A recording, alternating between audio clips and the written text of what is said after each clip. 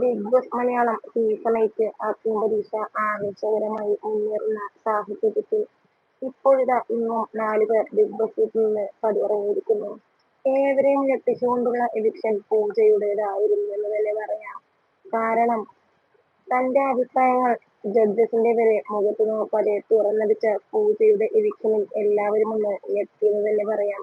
ഇപ്പോഴിതാ പുറത്തിറങ്ങിയതിനു ശേഷം എന്നേക്കാൾ മികച്ച രീതിയിൽ ഗെയിം കളിക്കാത്ത പലരും ഇപ്പോഴും അവർ മുന്നേറുന്നുണ്ട് എന്ന് തുറന്നടിച്ചിരിക്കുകയാണ് പൂജയും പൂജയുടെ ആരാധകരും ഒന്നടങ്കം.